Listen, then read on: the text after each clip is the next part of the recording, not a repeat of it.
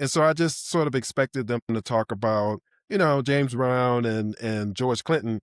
But I mean, as I really got into it, it's like, well, wait a second. No, this is a really good analysis of, I mean, so many of the songs, I'd forgotten how well they spoke to different moments.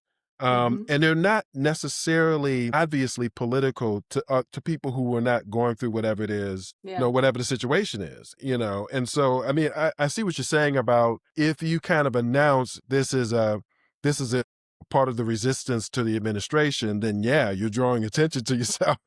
Yeah. Whereas if you just get out there and start performing, Mhm.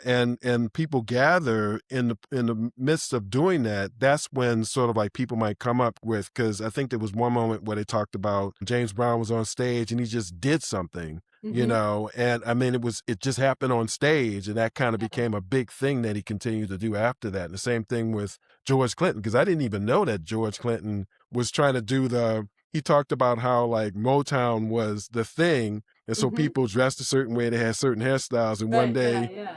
he did that Monday, Tuesday, and Wednesday, and on Friday, he went in the bathroom, washed all that stuff out of his hair, put on a diaper, went out and performed, Oh my god, and alright. that became his thing, and it's funny because all I know is the image that came after. I'd never seen Mhm. the prior. I never Oh saw my like gosh. the really put together. All Mhm. I saw was like the crazy, I'm going to outer space, but that's the only Yeah. George Clinton I knew.